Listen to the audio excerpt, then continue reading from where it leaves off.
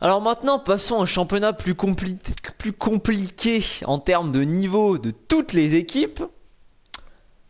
Le championnat d'Angleterre. Alors, j'ai mis Chelsea en fond en effet, parce que je pense que Chelsea sera champion. Et maintenant, il faut expliquer pourquoi. Alors, le classement actuel, Chelsea est premier avec 8 points d'avance sur Arsenal. Je pense que c'est un bon argument. Après, il y a Tottenham, Liverpool, City, United. Et enfin, Everton, qui est déjà 5 points de United. Donc, bon. Parlons déjà des équipes dans l'ordre. C'est-à-dire les équipes qui ont moins de chances d'être championnes.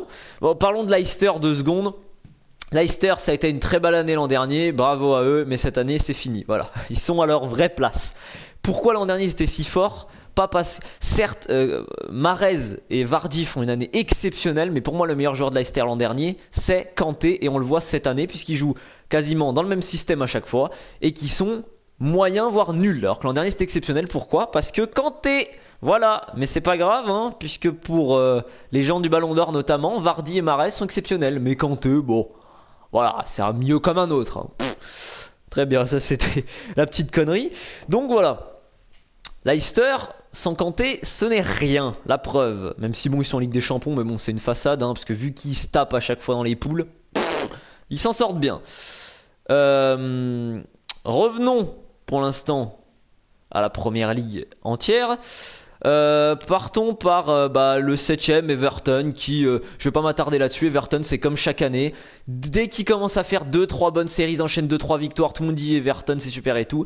On se dit peut-être pourquoi pas, et à chaque fois qu'ils affrontent un gros et que c'est là qu'ils doivent gagner le match, ils le perdent ou ils le gagnent pas. C'est tout le temps pareil. Donc alors cette année, voilà, il y a eu l'exploit, la tôle qu'ils mettent comme à City, certes, mais c'est le City de Guardiola qui des fois ne défend pas, joue super haut, fait de la possession stérile. J'y reviendrai sur eux. Donc voilà, bon, c'est bien, ils ont gagné le match, mais pour moi Everton c'est comme d'habitude, dès qu'il faut taper un gros, il n'y a plus personne. Donc tu peux pas être champion si tu tapes pas les 6 premiers gros de la première ligue. Everton, non. Passons vraiment à United, qui pour moi c'est simple. Quand tu ne joues pas correctement au football, que tes tactiques ne sont pas cohérentes, que ton équipe défend seulement, tu ne peux pas gagner le titre en BPL, José. Alors, tu l'as fait avec Chelsea 2 fois, très bien, enfin plusieurs fois même, mais à 2 périodes différentes, tant mieux. Mais j'ai l'impression que cette année, il est con.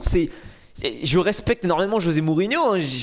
J'aime pas trop son style de management, mais il fonctionne, donc c'est tout à son honneur. Mais cette année, t'es con, José. Tu mets pas un 4-2-3 à United avec Ibra tout seul devant contre des défenses anglaises qui font que de bourrer la gueule avec Pogba en 10. N'importe quoi. Ça, il faut vraiment que je revienne dessus, mais c'est une catastrophe tactique, Manchester United, hein. Les choix, c'est une catastrophe. Blind qui joue arrière gauche plutôt que Luke Shaw. Mais, mais, mais qu'est-ce qui t'arrive, José? Qu'est-ce qui se passe dans ta tête pour que t'en arrives à ce point-là de conneries? Et ça, c'est des choix parmi tant d'autres, mais je sais pas, au début, il sort Carrick de l'effectif, c'est une chose. Mais Carrick, même s'il est vieux et que d'accord, c'est la base du 6 de United. Dans un système où justement tu veux jouer la défense, tu peux pas enlever Carrick, c'est pas possible. Carrick, il est. Et d'ailleurs, depuis qu'il l'a remis, Carrick, il est fort, l'équipe elle tourne mieux. Non, sans déconner. C'est incroyable. Bon, après, il fait ce qu'il veut avec Martial, Rashford, Lingard, les petits qui courent. Voilà, même. Mais l'équipe elle est pas bien organisée. Enfin, Mourinho il fait beaucoup trop de conneries cette année, je trouve. Et dans un championnat où t'as autant d'équipes fortes, tu peux pas te permettre autant de conneries, de dysfonctionnement. Donc pour moi, United c'est juste cette année, c'est pas possible quand ton meilleur joueur c'est Mata et que le mec tu ne le mets pas titulaire. Qu'est-ce que tu veux que je te dise? C'est pas possible quand même. Il y a un moment, Pogba il est pas super bon depuis le début de saison. Pourquoi? Parce qu'il joue pas son poste. Pogba il est pas 10. Pogba, c'est à la limite un milieu central meneur de jeu. C'est-à-dire que dans une équipe où justement il n'y a pas de meneur de jeu, c'est lui qui va plus prendre le jeu à son compte, mais dans un positionnement plus bas. Un positionnement de milieu central. Et plutôt côté gauche, pas un positionnement très axial de milieu offensif. C'est pas possible. C'est pas possible. Et Ibra tout seul en point dans un 4-2-3-1. Mais c'est une catastrophe, tu fais pas ça. Le mec, il a besoin de soutien, il a besoin qu'on court pour lui. Il fait pas 10 000 courses en profondeur, il est pas, voilà. Ibra, il faut qu'on joue pour lui quand même. Là, on joue pas pour lui, tu le mets tout seul dans un 4-2-3, qu'est-ce que tu veux qu'il fasse? Bon, je parle beaucoup d'United, même si je pense pas du tout qu'ils vont être champions, voilà. Mais parce qu'il y a trop d'incohérences. Avec l'équipe qu'il a, il devrait quand même faire beaucoup mieux rien qu'en termes de jeu. Enfin bref, voilà. Donc United, pour moi, non, pas du tout. Passons maintenant à Manchester City. Parce que Manchester City, cette année, au début de saison, je vais être honnête, je pensais qu'il serait champion, hein, carrément. Je pensais qu'il serait champion. Et alors là, quand je vois la saison, ils ont très bien débuté, ça se passait très bien, il y a eu des tôles, ça jouait bien et tout. Et puis alors, il y a un moment où Guardiola commence à se dire, bah en fait Agüero c'est de la merde. Et puis à un moment il s'est dit, bon bah Yaya Touré on le met pas. Et puis il s'est dit, tiens Kolarov c'est bien à gauche. Et puis il a commencé à faire jouer son équipe haut. Et puis à foutre Zabaleta dans l'axe. Et puis... mais Pep, qu'est-ce que tu fais toi aussi? Qu'est-ce qui t'arrive? Et puis il balance en conférence de presse. Ah oui, moi mes joueurs, je les apprends pas à tacler parce que j'aime pas les tacles. Mais est-ce que tu te rends compte que t'es en première ligue? C'est-à-dire que tu rentres dans un championnat où la base du jeu, c'est être bourrin, être toujours en activité. C'est-à-dire que en Angleterre, alors, sauf ces dernières années, pour quelques cas particuliers comme notamment Chelsea avec Mourinho, qui a été capable de mettre de la possession stérile, Liverpool le fait un petit peu avec Klopp aussi, mais c'est un championnat box to box. Pourquoi? Parce qu'il se passe toujours un truc. En Angleterre, quand un défenseur a le ballon, c'est soit il dribble le mec qui vient le presser, soit il met une grande quille devant, soit il relance. Il est tout le temps, il n'y a pas de possession stérile. T'es tout le temps en train de balancer devant, de faire des tags, d'être dans le duel, d'enchaîner, de balancer devant même s'il n'y a personne, de perdre ou de gagner le ballon, de tirer, de mettre une frappe de 40 mètres. C'est ça le championnat d'Angleterre. Et le mec dit, je n'entraîne pas mes joueurs au tacle parce que j'aime pas les tacles. D'accord, mais là t'es pas en championnat d'Espagne, garçon. Tu fais pas 70% de possession stérile. En championnat d'Angleterre, ça ne fonctionne pas. La preuve. Au début ça a bien commencé parce que voilà, et puis maintenant qu'il perd Gundogan qui pour moi était l'un de ses meilleurs joueurs avec De Bruyne dans ce système là, parce que par exemple Agüero est complètement défavorisé par le système. C'est à dire qu'Agüero il joue pas, son style de jeu n'est pas du tout comme celui de Guardiola et ça se voit, parce qu'Agüero il est pas bon. Ça devient un mec de surface et Agüero c'est pas qu'un mec de surface. Normalement il est capable de venir faire des courses en profondeur, de venir jouer les 1-2, de jouer un peu plus derrière, de garder le ballon, de courir, de faire des rushs tout seul. Là il peut pas, c'est pas le jeu. Lui c'est pas un joueur qui fait 99% de passes. Enfin je veux dire c'est pas un David Silva Agüero, c'est pas pareil. Donc forcément il est pas à l'aise, donc il joue mal. Voilà, il y a des joueurs qui jouaient pas au début de saison comme Yaya Touré, ce qui est un scandale. Yaya Touré est super fort, même si c'est pas le genre de joueur que je préfère, mais voilà. Tu mets des mecs comme Kolarov sur un côté. Je veux dire, quand tu joues la possession, qu'est-ce que tu fais? Bah tu te prends des contres. Le mec met des mecs lents pour combler les contres. Mais t'es taré ou quoi? Tu peux pas. Tu l'as fait au Barça parce que t'avais les joueurs pour. Tu l'as fait au Bayern parce que t'avais les joueurs pour. Et encore que le Bayern, par exemple, il a jamais gagné la Ligue des Champions, ce qui était pourtant un gros objectif du club en 3 ans. Et là, t'arrives à City, tu fais ça en championnat d'Angleterre. Mais les équipes, elles te crachent dessus. T'as pas le droit de faire ça. Et il a perdu énormément de points contre des équipes moyennes, voire nulles. Déjà, il s'est pris des tôles contre des grosses équipes. Il perd contre Chelsea, il se prend une tôle contre Everton. C'est grave déjà. Et de ce que montre la suite de la compétition, de ce que montre le jeu, ça marchera pas. Il vient de perdre Gundogan, voilà, qui pour moi, comme je l'ai dit, était le meilleur joueur dans le système, à égalité avec De Bruyne, qui sont tous les deux exceptionnels dans ce système-là. Mais pareil, il y a des moments, il met De Bruyne à droite. De Bruyne à droite, ça ne fonctionne pas. On le sait très bien. De Bruyne, c'est un joueur d'axe. Et Gundogan qui n'est plus là maintenant pendant un moment, il a une grosse blessure je crois, je me rappelle plus donc je veux pas dire de conneries, il me semble que c'est plusieurs mois.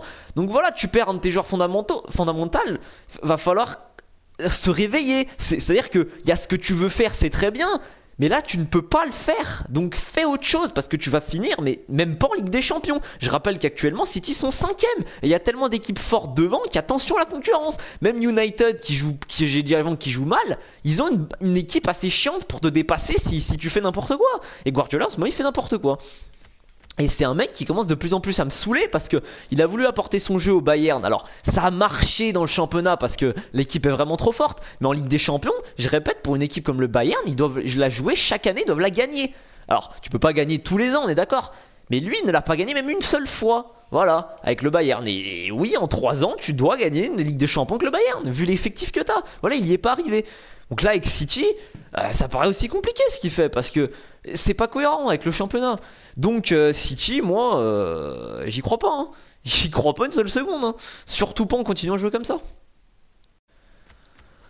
Alors ensuite, il y a une petite équipe, pourquoi je dis petite équipe, qui s'appelle Tottenham, parce que Tottenham, c'est vraiment le genre d'équipe qui, même si elle est forte, jamais tu la verras championne en fait. Même l'an dernier, tu vois, par exemple, bah, c'était Leicester, ça a pas été Tottenham, alors que Tottenham fait une bonne saison. Cette année, Tottenham, moi je trouve qu'ils ont des difficultés à garder un rythme. C'est-à-dire qu'ils peuvent être très très forts pendant 3 4 matchs, ils ont vraiment une équipe capable d'être tous forts en même temps, ça se sent. Ils ont un gros collectif, par contre, il y a des moments, tu sens que le collectif se tire vers le bas, quoi. C'est une équipe qui, qui, a- qui est capable de t'imposer un rythme, de faire ce qu'elle veut avec le ballon, et pourtant, c'est une équipe qui est capable de passer à travers un match. Et encore une fois, en championnat d'Angleterre, tu n'as pas le droit de passer à travers des matchs, parce que il y a tellement d'équipes fortes que chaque point est important, et Tottenham perd beaucoup de points d'affilée. Ils vont enchaîner des matchs où voilà, ils vont se faire taper par les équipes, et eux, c'est vraiment une question de forme en fait. Un coup ils sont bons et un coup ils le sont pas. Et le problème, c'est que pour moi, c'est trop insuffisant dans un championnat comme ça. Voilà, pourtant ils ont des très gros joueurs, Eriksen, Harry Kane, Dele Alli, Son, qui sont capables de à eux tout seuls porter l'équipe. Sauf que bah des fois ça fonctionne pas. Tu sens que y a pas je sais pas, il y a pas le mec qui va te faire basculer le match quand il faut, ou comme je parlais tout à l'heure du Real qui gagne même quand il joue mal. Et bah Tottenham, quand ils jouent mal, ils perdent quoi. C'est pareil, il y a pas de et c'est beaucoup trop souvent. Donc, ils ont pas une allure de champion. Moi, je trouve qu'ils ont pas une équipe de champion. Ça manque de. Il y a beaucoup de joueurs très forts, hein, mais ça manque de quelque chose encore. Et moi, je trouve que vraiment, c'est dans la régularité que ça pêche. Il y a vraiment beaucoup de. Des fois, ils sont bons et des fois, ils sont pas bons. C'est-à-dire que c'est même pas un problème de résultat. C'est vraiment que c'est le jeu, quoi. Comment tu peux passer d'un niveau euh, exceptionnel, un niveau catastrophique. On l'a vu en Ligue des Champions. Ils sont quand même dans la poule de Monaco, Leverkusen et je crois c'est quoi, le CSKA le dernier. Et ils finissent troisième quoi. Alors Monaco est en forme, d'accord, mais tu dois pas perdre contre Monaco, tu dois pas perdre contre Leverkusen, tu dois pas être inoffensif du jour au lendemain, c'est pas possible. Je sais pas si c'est Pochettino, s'il y a quelque chose. Si pourtant ils sont troisième hein, de championnat d'Angleterre, ils font une saison correcte. Parce que encore une fois, je le dis, c'est pas les résultats pour moi le problème, c'est la manière quoi. C'est comment tu passes voilà, d'un niveau où t'écrases quelqu'un à un niveau où t'es en dessous de tout le monde, quoi. Et ça, c'est inquiétant. Et pour moi, ils ont pas une dynamique de champion, c'est pas possible. Ils ont une dynamique de pourquoi pas 4 premiers cette saison, c'est possible. Surtout vu que City et United, eux, sont pas vraiment, ils font n'importe quoi. Pourquoi pas être dans les 4 premiers, oui. Ça, j'y crois, mais champion, c'est pas possible. C'est une équipe trop irrégulière. Passons maintenant à Liverpool, qui pour moi, eh ben, Liverpool, c'est un peu comme Tottenham, mais en pire, c'est-à-dire que c'est une équipe qui tout double. On le voit avec Jurgen Klopp, en plus c'est une équipe qui aussi met énormément de possessions. Cette année, il y a eu des possessions, mais exceptionnelles. Je veux dire, pour la première ligue, c'est très rare qu'une équipe vienne et mette 70% de possession dans un match. Et eux, ils l'ont fait plusieurs fois, comme si c'était normal. Et pourtant, même dans des matchs qu'ils ont perdus. Et Liverpool, c'est une équipe qui déjà défensivement n'a pas de gros joueurs. C'est-à-dire que tu joues avec Lovren, Matip et en remplaçant c'est Clavan. Quand je te dis ces trois noms, tu penses pas à champion d'Angleterre. Pourtant, c'est des mecs capables de faire de très bonnes performances, mais c'est aussi capable des mecs, pardon, capables de faire des grosses couilles. Lovren, il a fait des couilles cette année encore une fois, c'est impressionnant quoi. Alors, il a été plus souvent bon que pas bon, même très bon. Mais quand tu rates à ce point-là des matchs, des fois quand tu donnes des buts à l'adversaire, et Liverpool c'est une équipe qui, voilà, comme je dis, peut jouer 70% de possession. Donc dans un match où encore une fois tu joues énormément de possession, qu'est-ce qui se passe? Tu te fais contrer. Et quand tes défenseurs sont capables de passer à travers, leur capitaine qui est Jordan Henderson, qui pour moi, mais quand tu vois que Gerrard a été capitaine pendant des années, aujourd'hui Henderson c'est pas suffisant. Henderson, alors il a mis notamment un très joli but en début de saison, je me rappelle plus contre qui d'ailleurs. Je sais pas si c'est pas Arsenal ou quelque chose comme ça. Bon, je sais peut-être Tottenham, je sais plus. Où il met une frappe de 30 mètres pleine lucarne. Bon, très bien, mais Henderson pour moi c'est un mec qui est pas assez solide. Je veux dire, il est pas assez bon, il est pas assez régulier quoi. Il est pas assez capable de sortir de très très grosses performances. Et malheureusement, on le voit avec Coutinho. Coutinho est capable d'être exceptionnel quoi. Firmino a eu des matchs vraiment exceptionnels aussi. Il y a eu Sadio Mané qui vient de perdre à la CAN aussi. Et on va parler de ça, c'est que Liverpool a eu. C'est une équipe qui a extrêmement bien tourné depuis le début de saison avec leur 11. Mais à chaque fois que tu enlèves un mec du 11 de Liverpool, t'as l'impression qu'ils savent plus jouer. C'est-à-dire que Coutinho a été blessé fin novembre. Bah, il me semble pendant le mois de décembre et un peu janvier. Et en tout cas pour le Boxing Day, je crois. Et on l'a vu, c'est pas pareil sans lui, quoi. Ils mettent Wijnaldum ou Origi à la place en fonction du système et c'est pas du tout pareil. Firmino, j'aime pas trop ce joueur d'ailleurs, mais il est irremplaçable à Liverpool. Sadio Mané qui est parti à la CAN, il est irremplaçable. C'est un mec trop efficace. Il y a eu Lallana aussi qui s'est blessé un petit peu. Et ben il y a eu quelques matchs, 3-4 matchs sans Lallana, je crois. Et l'équipe est complètement. T'as l'impression que dès que tu leur enlèves un mec du 11, ils peuvent plus jouer. Ils sont plus à leur niveau. Et c'est une équipe qui. Tu peux pas jouer avec 11 joueurs, c'est pas possible. Enfin, je veux dire, t'as des blessés, t'as des compétitions, t'as des changements à faire pendant les matchs. Tu peux pas te contenter d'un 11 type. T'as l'impression qu'il n'y a pas de banc, qu'une fois que le 11, s'il y a un problème dans le 11, ils y arriveront jamais. Et pourtant, c'est une équipe qui propose un super football, qui met de très beaux buts et qui malheureusement s'en concède beaucoup des fois aussi. Le 4-3 contre Bournemouth, tu mets 3 buts, mais t'en prends 4 quoi. Donc il y a eu beaucoup de matchs comme ça. Il y a eu le match, je crois, justement contre Burnley où ils perdent 1-0 ou 2-1, je sais plus. Il me semble que c'est 2-1 et où ils mettent 70% de possession. Et encore une fois, alors 70% de possession c'est très bien, mais quand tu perds 2-1, petit problème quoi. Donc voilà, Jürgen Klopp est un grand entraîneur. Il y a des très bons joueurs dans cet effectif, mais moi je pense que jouer avec un 11 type sans avoir des remplaçants capables de vraiment t'apporter une différence, parce que pour moi Wijnaldum et Origi, ils sont bons, mais pas au niveau du 11, ça se voit. Et dès qu'on leur enlève un mec, et bah, du 11, c'est plus pareil, c'est plus Liverpool. Et donc encore une fois, je veux dire, le foot, t'as des blessés, t'as des cartons, des suspendus, des changements à faire pendant les matchs. Tu dois faire tourner parce que tu joues souvent, t'as un calendrier, donc tu peux pas te permettre. Et on l'a vu là, dès qu'ils jouent en coupe, qu'ils font un peu tourner ou que voilà, ils jouent des matchs un peu plus compliqués, ils assument pas Liverpool. Donc et là, ils sont dans une sale période d'ailleurs depuis début du mois de décembre et ils sont en train de perdre beaucoup de points. Ils sont encore quatrième. Mais attention à eux, ils sont capables de même pas finir dans le top 4. Et attention à leur enchaînement de problèmes, parce que dès qu'il y a un mec blessé pas là, voilà. Donc ils ont des très gros joueurs capables de très bonnes dynamiques. Mais voilà, des équipes qui mentalement, j'ai l'impression, sont faibles quoi. Liverpool c'est assez faible mentalement, bizarrement. Et on va passer aux deux derniers. Alors Arsenal, je vais pas m'étendre dessus, mais c'est une équipe, ça fait 10 ans qu'ils sont quatrième ou troisième ou deuxième, d'accord, mais tu les vois même plus devenir champion, c'est presque devenu une habitude. Si Arsenal n'est pas de la deuxième, troisième ou à la quatrième place, t'y crois pas, style. Si quelqu'un te dit Arsenal champion, c'est une blague.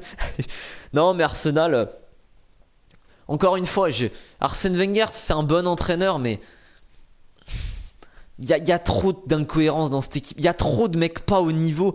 Ozil, il est exceptionnel. Alexis Sanchez, il est exceptionnel. Et à côté, il y a qui? Giroud. À côté, il y a qui? Il y a Monreal. Il y a qui? Bon, Bellerin, pas de souci. Alors dans l'axe, Mertesacker est blessé, il joue avec Mustafi Koscielny. Ils s'en sortent bien, mais je veux dire, avant il y avait Mertesacker par exemple. Au milieu, il y a Coquelin. Enfin, c'est des bons joueurs, hein. Giroud il est bon, il n'y a pas de problème. Monreal il est plutôt bon, Coquelin est plutôt bon, mais c'est des mecs, quand t'arrives dans les gros matchs, tu te dis j'ai Giroud, Coquelin, Monreal. Non, c'est pas assez. Et c'est à chaque fois les mêmes choses. Quand il faut rentrer de Chamberlain, Walcott, Welbeck, c'est des mecs, ça fait 10 ans en Angleterre qu'on attend qu'ils soient forts. Alors j'abuse pour Chamberlain, hein, puisque le mec n'a même pas 10 ans de carrière. Mais je veux dire, c'est des mecs, toutes les années tu te dis ils peuvent être exceptionnels, ils peuvent exploser. Et chaque année ils font 3-4 bons matchs d'affilée, puis après ils s'éteignent. Et dans les grands moments, quand on a besoin d'eux, et ben ils sont pas là. Et Arsenal, c'est une équipe t'as l'impression qu'ils ont jamais l'effectif pour aller au bout, quoi. Il leur manque encore un très gros joueur, quoi. Ozil, Sanchez, et pourquoi pas une grosse pointe? Pourquoi pas un grand milieu de terrain? Ils ont recruté Xhaka pour, pareil, beaucoup de thunes. Pour moi, c'est pas exceptionnel. Xhaka, c'est bon, hein. Mais il y a un moment, bon, c'est pas très bon, quoi. C'est pas excellent. Mustafi, c'est vraiment bien. Par contre, ça, c'était bien. Koscielny, c'est vraiment bien. Mais voilà, Monreal à l'arrière-gauche, c'est pas possible. Tu peux pas gagner un titre avec Monreal à l'arrière-gauche. Il y a un moment, dans des saisons où t'as des équipes, voilà, comme tu vas affronter Chelsea avec des Hazard, des Pedro, des Costa, tu vas affronter des City avec des Agüero, des Sterling, des Silva, tu vas affronter United avec Ibra, Pogba, tu vas affronter Liverpool avec Mané, Lallana, Coutinho, Firmino, enfin, et j'en passe beaucoup d'autres, mais tu peux pas te permettre d'avoir des mecs qui sont juste bons. C'est la première ligue, quoi. Et Arsenal, c'est à cause de ça chaque année, parce que ils vont perdre des gros matchs, parce que voilà, l'effectif est pas assez fort pour les gros matchs. Et c'est chaque année pareil. Donc, honnêtement, moi je suis pas fan d'Arsenal, mais ça vraiment ça me rend presque triste pour eux, parce que en 10-15 ans, là, ils auraient dû avoir au moins peut-être 2-3 titres au moins depuis le temps, quoi. Ils arrivent pas. Donc bon, sans parler de leur malchance en Ligue des Champions à prendre toujours le Barça et le Bayern, mais c'est une équipe qui, voilà, moi je pense que ça manque encore de très grands joueurs. Il y a Ozil, Sanchez. Koscielny devient vraiment un joueur excellent, est devenu pour moi un joueur excellent. Même si au tout début j'avais des doutes, là maintenant c'est devenu un joueur excellent, il n'y a aucun problème. Bellerin devient vraiment un très bon joueur. Ramsey au milieu de terrain est capable de très bonnes performances, mais souvent blessé. Voilà, il manque encore au moins un très grand attaquant, et voilà, pourquoi pas un très grand arrière gauche, voire un autre très grand milieu de terrain. Voilà, pour l'instant c'est insuffisant Arsenal, l'effectif est insuffisant.